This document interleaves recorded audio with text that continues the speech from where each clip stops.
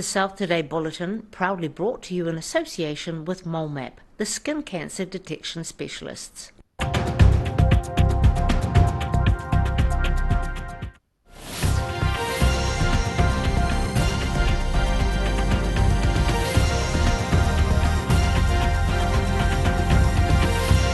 Tonight on the South Today, a sea lion causes a temporary traffic jam on a scenic route out of Dunedin, taking a nap in the middle of the road. Plans for projects at Queenstown's remarkable station get revealed as the new owners meet their neighbours. And a Dunedin church gets its fence decorated in white ribbons by locals ahead of an international campaign. Kia ora. Good evening, I'm Simon Henderson. There was a traffic jam on the scenic route out of Dunedin yesterday as a special visitor decided the road was comfy enough for a nap. Jem, the local sea lion, has settled into her new summer home, shacking up in a Brighton backyard for some peace and quiet.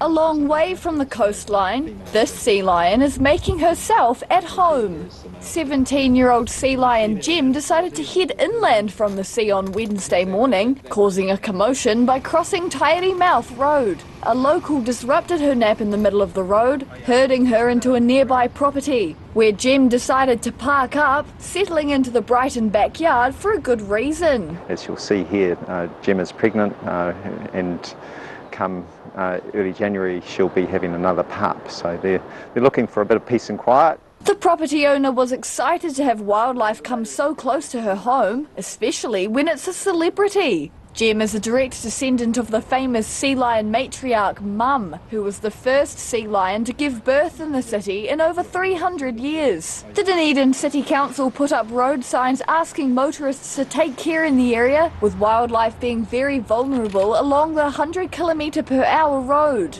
Really need to know that people are slowing down when they see those signs, because it would be tragic to lose Jem and her future pup. Jem is likely to spend the next 6 weeks nesting on the property as she prepares to give birth on the 30th anniversary of Mum famously having her first pup. In Dunedin, the South Today. Despite previous resistance, Wānaka may be plastered with "I'm loving it" very soon as one of the world's largest restaurant chains plans to make its way to the town. McDonald's Restaurants New Zealand submitted a resource consent application last week, hoping to build a 445 square metre restaurant and drive-through in the central Otago town. The proposed site is in a soon-to-be developed subdivision at the foot of Mount Iron, with documents stating the restaurant plans to operate 24/7. No time frame for the restaurant's consent process has been given, despite Wānaka locals previously showing opposition to having fast food franchises in the town. A huge chunk of land at the foot of Queenstown's Remarkables mountain range will soon be made available to the public as plans for the location get unveiled. The new owners of the 900-hectare land discussed some of their projects at a community event last night, exploring opportunities to develop the area. Saying hello to the neighbours next door. The Queen Elizabeth II Trust hosted the Queenstown community on Wednesday, showing off their upcoming projects at the Remarkables station. With the help of Waka Kotahi NZTA and newly formed Remarkables Trails Trust, the resort town's most iconic view will soon be available for public access. Cycle and walking trails from Frankton to Wai Creek are part of QEII's 50-year plan, running along the 900 hectares of iconic landscape at the base of the mountain range. The high country area is protected under an open space covenant, the National Trust working with local conservationists to restore the native wildlife. We've also been working with the Southern Lake Sanctuary and the Whakatapu Wildlife Trust and their volunteers around predator control. So it's great to have partners on board with our mahi. We've got a lot of work to do ourselves. There's a lot of weed control, pest control. Dick and Gillian Jardine gifted the land to QE2 last year on the 100th anniversary of family ownership, with the promise to protect the land from development and maintain its natural beauty. No, I think they've just done an all-round good job of the whole thing, yeah. Well, they're forward-thinking with their predator-free... Like a 50-year plan was pretty great. QE2's long-term strategy to create a self-sufficient rural station that protects and celebrates heritage and culture, positively contributing to the local community. In Queenstown, the South Today. Only one design will be left flying high in South Dunedin after plenty of suggestions were sent in for what flag should represent St Clair. A flag design competition was launched in August, raising a yellow flag with a question mark on it above the Hydro building at the St Clair Esplanade, which sparked interest among locals. Entries closed on Monday with more than 100 suggestions being submitted, including over 40 entries from Grants Bray's school. The design of the winning flag will be flown from the historic Hydro building's flagpole as part of celebrations for its 100th birthday next year. With White Ribbon Day coming up on Saturday, people are taking time to reflect on the effects of family violence. Dunedin is showing its solidarity for the day early, with local residents decorating the First Church's fence, proving white isn't just for Labour Day. Looking like a Christmas card, these white bows are standing up for a good cause. Dunedin Collaboration Against Family Violence welcomed members of the public to the city's First Church on Wednesday morning, inviting them to decorate its fence for White Ribbon Day. The day aims to bring awareness to family violence across the world, with the tying of the ribbons on the fence hoping to open up some conversations locally. White Ribbon's just a vehicle to say, hey, we do not condone violence towards women and children, and as a movement here today we are saying, hey, we don't condone violence at all in any of our communities, and we want to see a community free from violence entirely. Dunedin Mayor Jules Raddick came along to First Church to show his support. A group of tradies were also among the crowd, with staff from Isaac Construction wanting to help spread the message to stop violence against women. Because I guess, at the end of the day, it stops with, it started with men, so end of the day, it's up to us to stop it. The First Church fence is just one of many events being held across the country to bring awareness towards family violence, with White Ribbon Day officially going ahead on Saturday. In Dunedin, the South Today. Whaakinei still to come on the South Today. Farmers and their furry friends are pushed to the limits, and some vintage bikes are taken for a spin.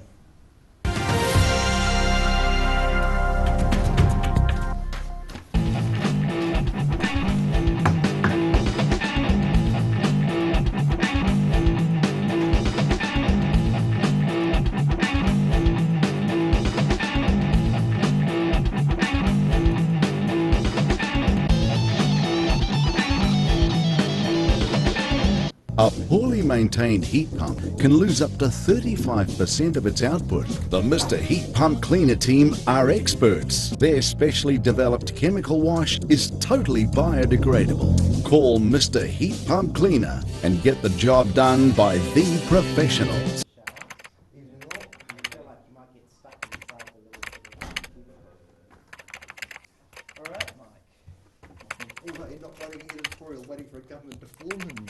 Then they bloody well don't do it, so then had to rewrite the editorial again. Black Friday flash sale! It's a total price blackout at my mate John's. For a limited time, he's taken a whopping 30% off everything. 30% off Dunedin's biggest range of beds. 30% off Dunedin's lowest price furniture. 30% off everything store-wide. Plus pay it off over 30 months interest-free. Black Friday flash sale!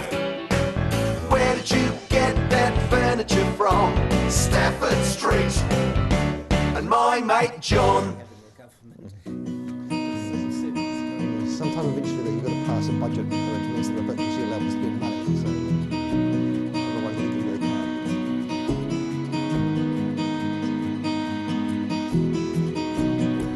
If you're at risk of developing melanoma skin cancer, you owe it to yourself to have a mole map. Mole Map is coming to your area. Phone today to make an appointment. It could save your life. Here at Age Concern Otago, we offer a range of services to support Otago seniors to age well with dignity and independence. We provide social work support, visiting service, health promotion and social activities. Check out what we have on offer at ageconcernotago.com.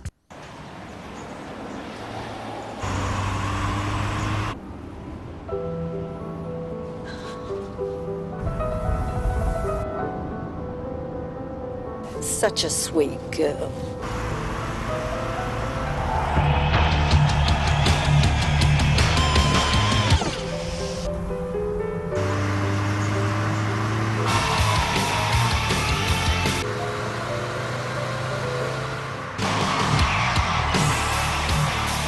What are you dreaming about?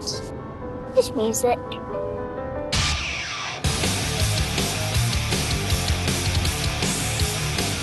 The Power of Dreams by Honda.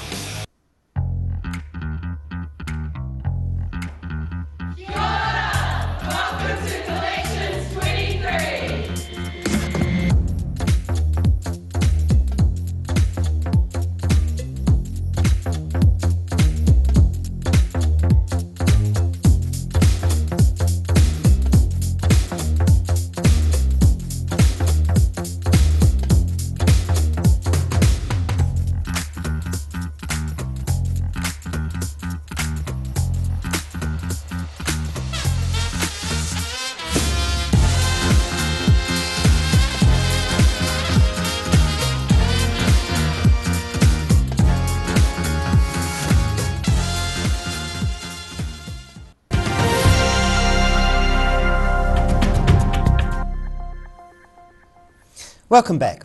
It's a dog's world down in Southland as some of the region's top herding duos face off in an annual competition.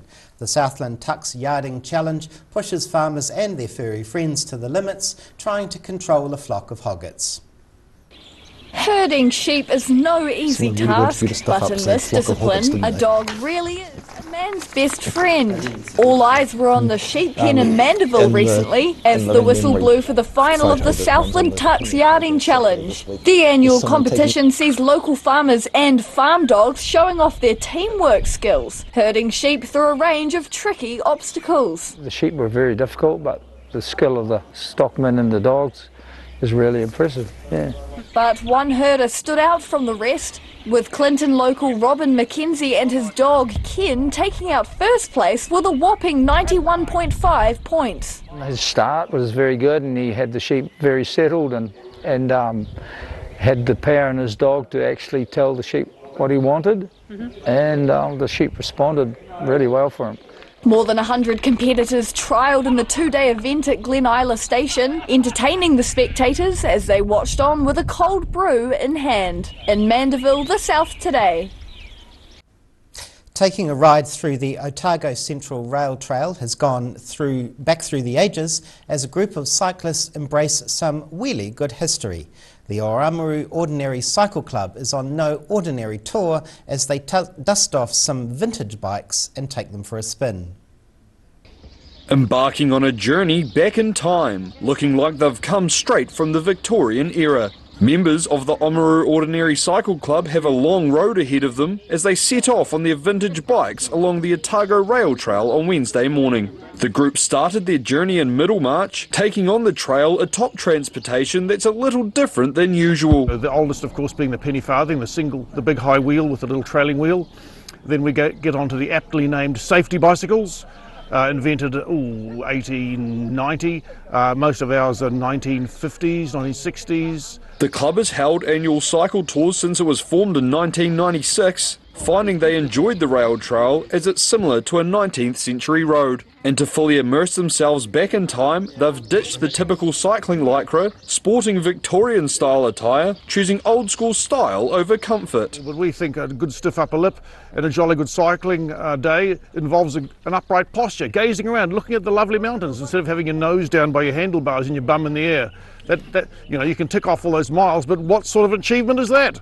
Club member Graham Simpson says the appeal of the penny farthing was the camaraderie with other riders and seeing people's surprised looks as they pedal past. The group is set to finish up their unique journey down the trail on Friday. In Middlemarch, the South Today. And now recapping tonight's top stories on the South Today. Jem, the local sea lion, has taken shelter in a Brighton backyard, enjoying a new summer home during her pregnancy. Queen Elizabeth II National Trust agrees on plans for new trails going through the Remarkables station. And Dunedin residents showed their solidarity for White Ribbon Day early, lining the first church fence with white bows. Now time to take a look at what's happening in tomorrow's ODT with Associate Editor Mike Houlihan. What have you got for us, Mike? Evening, Simon. Well, first of all, breaking news. It looks like there might finally be a government being formed in New Zealand tomorrow. This evening, Prime Minister-elect Christopher Luxon announced that there'll be a signing ceremony tomorrow and possible announcement of cabinet ministers later in the day. So that's good news. People are waiting for that. Closer to home, we've got some big news out of Central. Like two big news out of Central. Firstly, there's a possibility a McDonald's restaurant may open in Wanaka. Controversial. They've been trying to fight one opening there for years. And also the result of a long-running court case to try and set the limits of urban expansion in Arrowtown. Also tomorrow, our sports tabloid, which has got a big preview of Southern United and their trek to Auckland to try and win the National Women Football Championship. Excellent, great. Lots of reading in that. Thanks Indeed. very much for that. Time now for a look at tomorrow's weather. The South Today weather, proudly brought to you by MoleMap, the skin cancer detection specialists. Looking at the situation, tomorrow is looking cold and windy, but the weekend promises to be fine across the region with a rise in temperatures. Heading to the top of the South Island, in Nelson brace for fresh south-westerly winds with showers expected to clear up, reaching a high of 15 degrees. Conditions will be fine in Greymouth with moderate south-easterlies and 16 degrees. Christchurch has strong south-westerlies with showers gradually clearing at a cooler 13 degrees. Travelling to South Canterbury and North Otago, strong south-westerlies with showers clearing for Ashburton, while Timaru and Oamaru are in for decreasing south-westerlies with showers making an exit and 13 degrees across the region.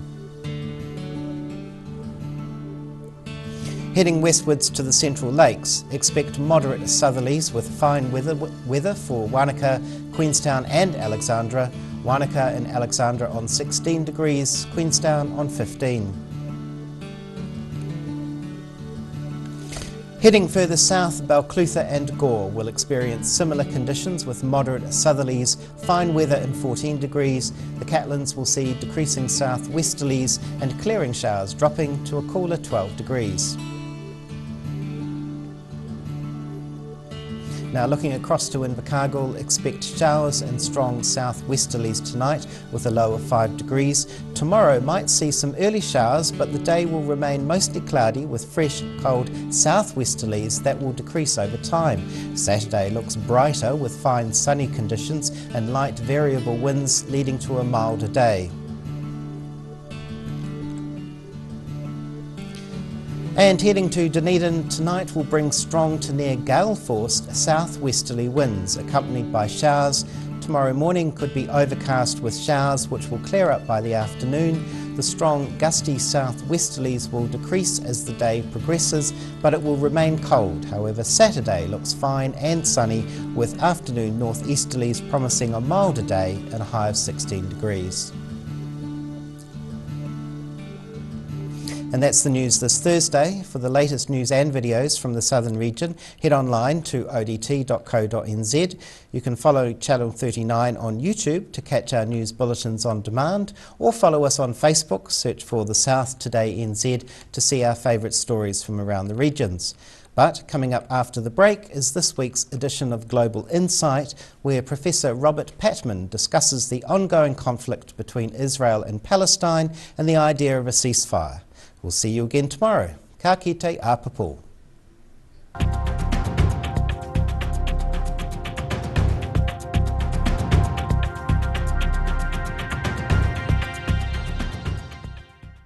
Public interest journalism funded through New Zealand On Air. The South Today Bulletin, proudly brought to you in association with MoleMap, the skin cancer detection specialists.